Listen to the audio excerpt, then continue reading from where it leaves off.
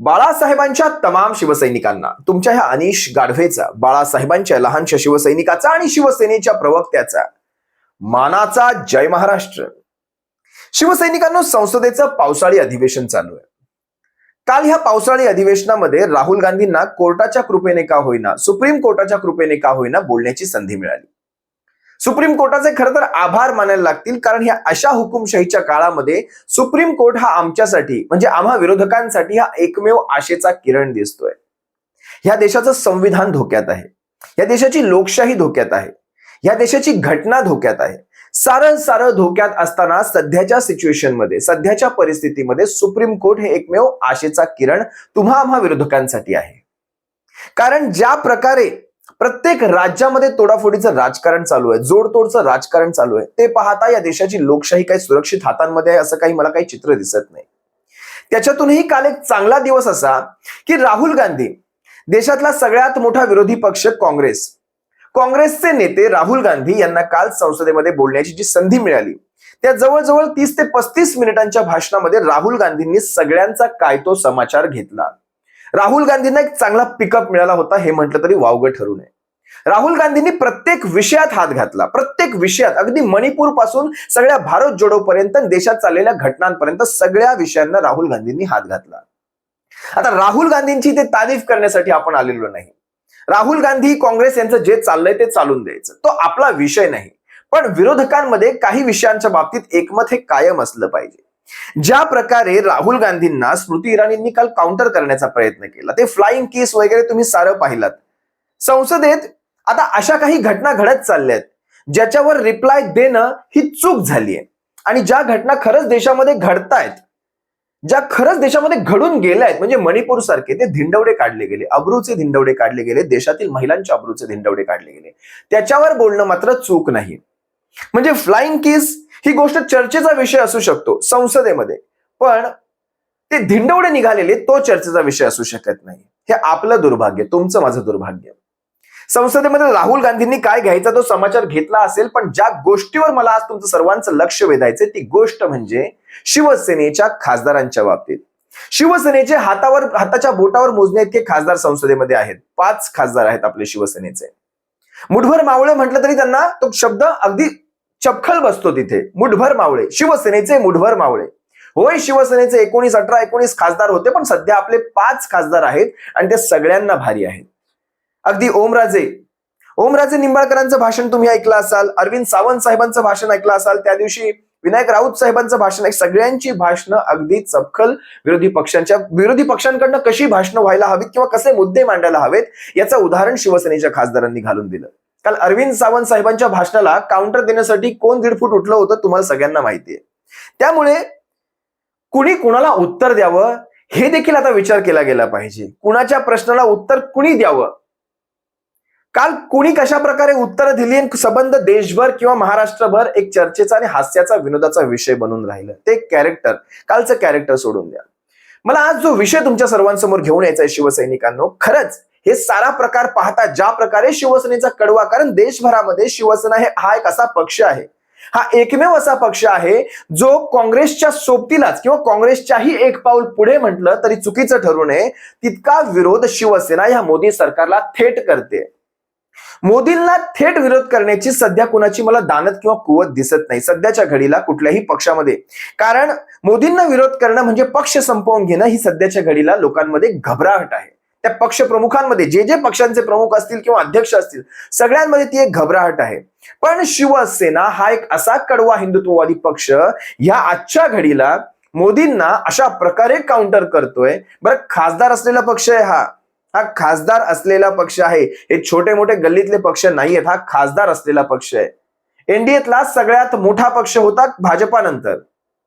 आता सांगायचा उद्देश असा, ज्या वेळेस मोदींना शिवसेनेचे खासदार काउंटर करत असतात त्यावेळेस मात्र मोदी असतील, शहा असतील किंवा भाजपाचे इतर बडे नेते असतील, यांच्या मनात एक प्रश्न राहून येत असेल की आजवर ही शिवसेना आमच्या बाजूने उभी राहायची, आम्हाला कधी कुठल्या प्रश्नाला उत्तरच द्यायची गरज पडत नव्हती आजवर. किंवा तसं पाहायला गेलं तर सरकार त्यांचीही नव्हती ना आपलीही नव्हती, पण कुठल्याही विषयाला ज्यावेळेस आपण विरोधात होतो, म्हणजे एनडीए मध्ये असताना ज्यावेळेस आपण विरोधात होतो, शिवसेना आणि भाजपचा एक मत असायचं आणि एका मताने सगळ्या गोष्टींना विरोध केला जायचा. पण आज भाजपच्या ह्या लालसी भूमिकेच्या विरोधात जेव्हा शिवसेना येऊन बसली, त्यावेळेस जेव्हा आपण एकत्र होतो त्यावेळेस मतमतांतरं नव्हती. एका विषयाला धरून, एका समान धाग्याला धरून आपण पुढे जात होतो. पण आज विषय बदललेत. आज लालसा आहे, आज स्वार्थ आहे. त्याच्या विरोधात जेव्हा शिवसेना आली तेव्हा यांना कळालं की हा कडवट पक्ष आमच्या विरोधात जाऊन बसलेला आहे. कुठेतरी ह्या पक्षांच्या, ह्या प्रमुख नेत्यांच्या मनामध्ये ती भावना नक्कीच येत असणार आहे की चूक झाली शिवसेनेला विरोधात पाठवून, चूक झाली शिवसेनेला विरोधात पाठवून. हा आहे माझा आजचा विषय. भारतीय जनता पक्ष किंवा त्याचे बडे नेते ह्या गोष्टीने पस्तावतायत, त्यांना पश्चाताप होतोय, कुठेतरी मनामध्ये पश्चाताप होतोय. आणि हे सगळं कशासाठी घडवून झालं माहितीये तुम्हाला शिवसैनिकांना? हे सगळं घडवून आलं 2.5 वर्षांसाठी, फक्त 2.5 वर्षांसाठी. 2.5 वर्षाचा कार्यकाळ, खरंच एवढं सगळं करण्यासाठी हा खरंच 2.5 वर्षाचा कार्यकाळ, हा एकमेव मुद्दा तुम्हाला पुरेसा वाटला का? भारतीय जनता पक्षाच्या नेत्यांना हा प्रश्न पडतो. काय झालं असतं 2.5 वर्षात? आज शिवसेनेचं सरकार स्थापन होऊन 2.5 वर्ष संपली असती, तुमचं 2.5 वर्षाचं सरकार आलं असतं, सारं काही सुरळीत चाललं असतं. पण तरीही 2.5 वर्षासाठी हा सारं काही घडवण्यात आलं. आता भारतीय जनता पक्षाला हे देखील कळत नाहीये की ज्या पक्षाला आम्ही एवढं त्रास देण्याचा प्रयत्न करतोय, इथपर्यंत खाली खेचण्याचा प्रयत्न करतोय, त्या पक्षामध्ये बाळासाहेब नाहीयेत. मग उद्धव बाळासाहेब ठाकरे नावाचा अवलिया एवढा कसा काय भारी पडतोय? एवढं काय आहे या माणसामध्ये की हा माणूस थकतच नाहीये, हा माणूस झुकतच नाही, हा माणूस नमतच नाही? असं काय आहे या माणसामध्ये? या माणसाने या भारतीय जनता पक्षाला नाकी नऊ आणून सोडले, महाराष्ट्रात तर आणूनच सोडले. आज हाताशी काहीही नसताना, तुम्ही पहा शिवसैनिकांना एक गोष्ट लक्षात घ्या, हाताशी काहीही नाही, पण तरीही भारतीय जनता पक्ष सगळ्यात जास्त घाबरतोय. मी इथे शिंदे टोळी, अजित पवार टोळी कुणाचंही नाव घेत नाही. खरी लढाई जी आहे ती शिवसेना आणि भारतीय जनता पक्षातच आहे. भारतीय जनता पक्षाचा प्रत्येक नेता आज जर बोलत असेल कुणाच्या विरोधात, तर ते आहे फक्त शिवसेना उद्धव बाळासाहेब ठाकरेच्या विरोधात किंवा उद्धव बाळासाहेब ठाकरेंच्या विरोधात फक्त बोलतायत. असं काय आहे मग या माणसामध्ये? काहीही नसताना आजही यांना फक्त उद्धव बाळासाहेब ठाकरे दिसावेत. तर लक्षात घ्या, 2 ते 3 जे महत्वाचे मुद्दे मला आज तुम्हाला सांगायचे. उद्धव बाळासाहेब ठाकरेंमध्ये नेमके कोणते गुण आहेत? सगळ्यात पहिला गुण त्यांचा लक्षात घ्या. का, कुठल्या गुणांना हा भारतीय जनता पक्ष घाबरतोय? कुठले गुण ह्या माणसामध्ये आहेत? आज आपण आक्रमक नेतृत्व लोकांमध्ये पाहत असतो. बऱ्याच जणांचे आक्रमक नेतृत्व असतात, बऱ्याच जणांच्या भाषणाला लाखाची गर्दी जमते, पण मताचं रूपांतर 1% देखील होत नाही. मतं 1% देखील, जितकी गर्दी यांच्या भाषणांना येऊन बसत असते काही नेत्यांच्या, तितक्यात एखादा खासदार किंवा आमदार निवडून जाईल. पण तसं होत नाही, मतात परिवर्तन होत नाही. पण हा जो अवलिया आहे, उद्धव बाळासाहेब ठाकरे नावाचा जो अवलिया आहे ना, ह्या अवलियाने ह्या साऱ्या संकल्पना चुकीच्या ठरवल्या. यांच्यातला सगळ्यात पहिला महत्वाचा गुण तो म्हणजे संयमी नेतृत्वाचा. संयमी नेतृत्व. शिवसैनिकांना लक्षात घ्या, कधी आक्रस्ताळपणा नाही, कधी अरेरावीची भाषा नाही, कधी टगेगिरीची भाषा नाही. जे काही आहे शांत स्वरूपात मांडणं. आणि दुसरा महत्वाचा गुण तो म्हणजे तडाखेबाज. तडाखेबाज ते काय म्हणतात, ते चक्रव्यूह आखणी किंवा प्लॅन्स, जे आपण प्लॅन बनवतो, व्यूहरचना बनवतो, त्या तडाखेबाज व्यूहरचनांमध्ये ही व्यक्ती एक्सपर्ट आहे एकदम. ह्या माणसामध्ये त्याचे गुण आहेत जे महत्वाचे असतात एखाद्या राजकीय पक्षाला पुढे घेऊन जाण्यासाठी. ते महत्वाचे गुण यांच्यामध्ये आहेत. तडाखेबाज व्यूहरचना. तुम्ही पहा ना, यांनी वारंवार अमित शहाला टार्गेट केला की तुम्ही शब्द फिरवला, तुम्ही शब्द फिरवला, तुम्ही शब्द फिरवला. आणि शिवसेनेचे पक्षप्रमुख ही सत्य घटना लोकांच्या मनावर बिंबवण्यासाठी अगदी यशस्वी ठरले, कारण यांनी शब्द फिरवला आणि त्याच शब्दावर शिवसेनेचे पक्षप्रमुख वारंवार बोलत राहिले. मला वाटतं देवेंद्र फडणवीस यांनी वारंवार मी बदला घेईन, मी पुन्हा येईल, मी पुन्हा येईल, हे वाक्य फक्त एक सिद्ध करून दाखवण्यासाठी, ज्या प्रकारे हा महाराष्ट्रात सारीपाटाचा खेळ घडवून आणण्यासाठी यांनी आपलं योगदान टाकलं, हे देखील पक्षप्रमुख सगळ्यांमध्ये बिंबवण्यास यशस्वी ठरले. तिसरी एक गोष्ट तुम्हाला सांगतो. राष्ट्रवादीला देवेंद्र फडणवीस कायम म्हणायचे, राष्ट्रवादीला मी कधीही सोबत घेणार नाही. प्रत्येक भाषणामध्ये पक्षप्रमुख ही गोष्ट सांगतात, राष्ट्रवादीला आज तुम्ही सोबत घेतला आहात किंवा अजित पवारांना, मग तुमच्याकडे खरंच नेमकी कुठली तत्व आणि निष्ठा होत्या? या 2 ते 3 गोष्टी त्या बघा. ह्या एक शेवटी हा व्यूहरचनेचा भाग असतो. तुम्हाला लोकांना सांगावं लागतं नेमकं घडतंय काय या महाराष्ट्रामध्ये, नेमकी आपल्या बाबतीत देखील घडतंय काय. दुसरी गोष्ट लक्षात घ्या, ज्यावेळेस पक्षप्रमुख काही गोष्टी बोलतात त्यांचे काही विशिष्ट शब्द असतात, ते पंचलाईन असतात. जसं मागे फडतूस शब्द वापरला, फडणवीसांना फडतूस शब्द वापरला. हा फडतूस हा एवढा बघायला गेलं तर सर्वसाधारण शब्द हा, पण फडतूस हा एक शब्द महाराष्ट्राच्या राजकारणात इतका भिनला. आजही गुगलवर फडतूस टाकलं तर फडणवीसांचे फोटो येतात. फडतूस असेल, कलंक असतील, हे असे पंचलाईनचे शब्द आहेत ना, हे उद्धव ठाकरेंशिवाय कोणीही देऊ शकत नाही. उद्धव बाळासाहेब ठाकरे ही अशी अवलिया व्यक्ती आहे, त्यांच्याकडनंच हे असे शब्द येतात आणि त्यांच्या आलेल्या शब्दांवर संबंध महाराष्ट्रभर चर्चा होते. तिसरा त्यांचा गुण असा की बाळासाहेबांच्या नंतर एवढी आक्रमक संघटना कशा प्रकारे हाताळली जाईल, हे संबंध देशामध्ये हा प्रश्न पडला होता की ही शिवसेना आता कशी पुढे जाईल. बाळासाहेब आपल्यातून गेल्यानंतर शिवसेनेच्या नेतृत्वाने जी काही कात टाकली, शिवसेनेची जी काही सर्वसमावेशक भूमिका घेतली, त्यामुळे शिवसेनेत येणाऱ्यांचा ओढा हा वाढतच राहिला आणि भारतीय जनता पक्षासाठी धोक्याची घटना होती.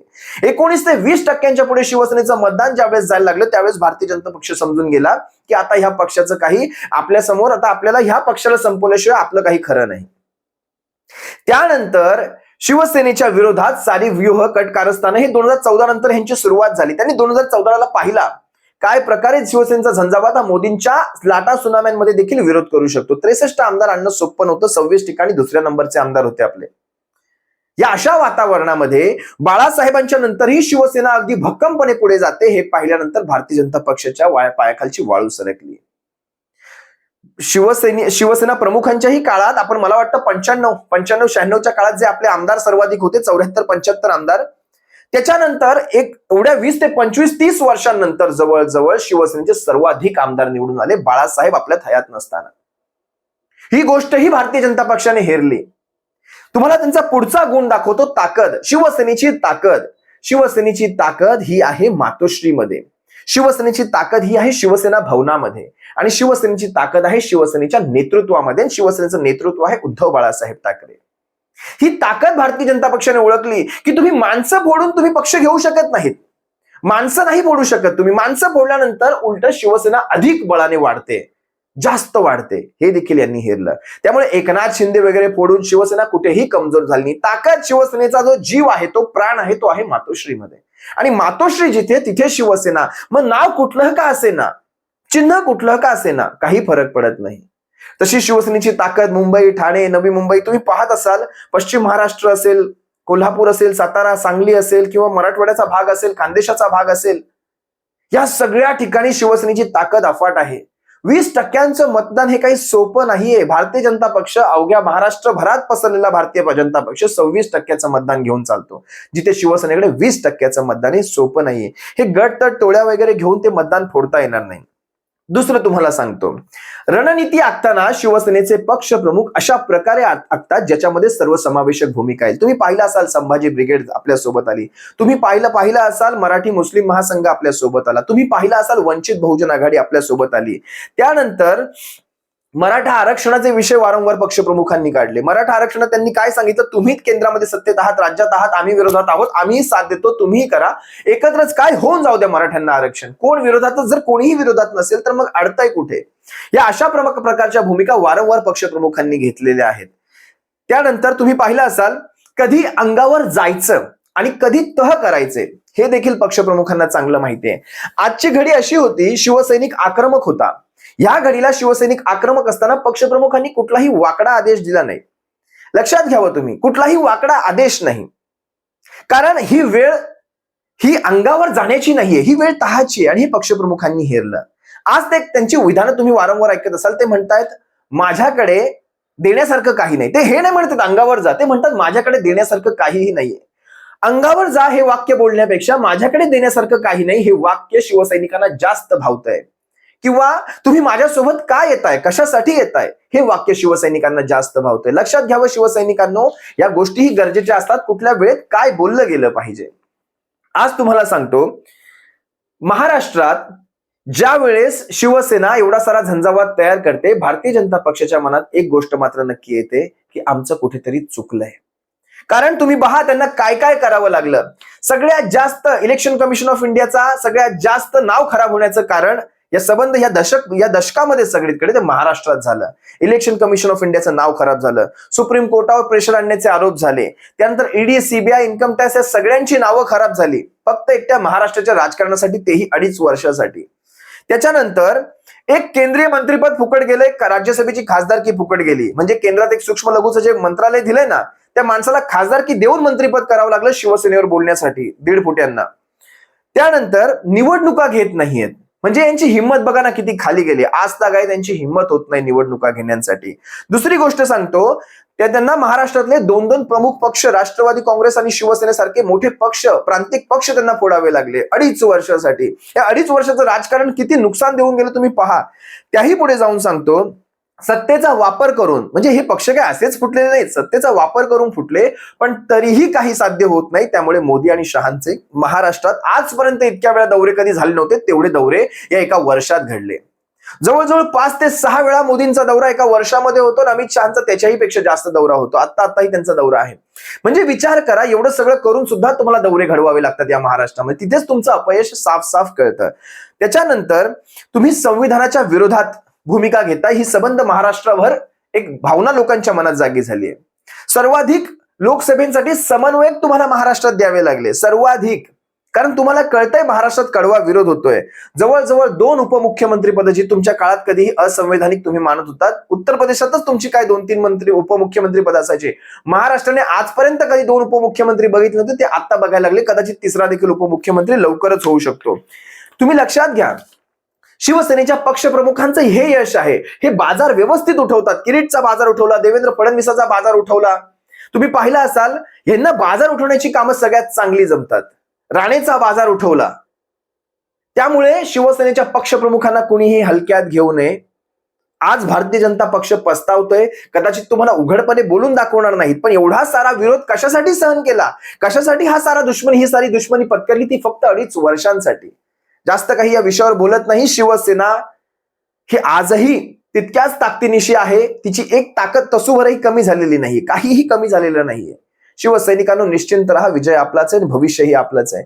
भारतीय जनता पक्षाला नामोहरण करण्याची ही संधी तुम्हा आम्हाला सोडायची नाही. येत्या इलेक्शनमध्ये, आता सिनेटच्या इलेक्शन्स विषयी मी लवकरच बोलेल, आपण नक्कीच यांचा समाचार घेऊ. सप्रेम जय महाराष्ट्र. बाळासाहेबांच्या शिवसैनिकांनो, काळजी घ्या. जय महाराष्ट्र.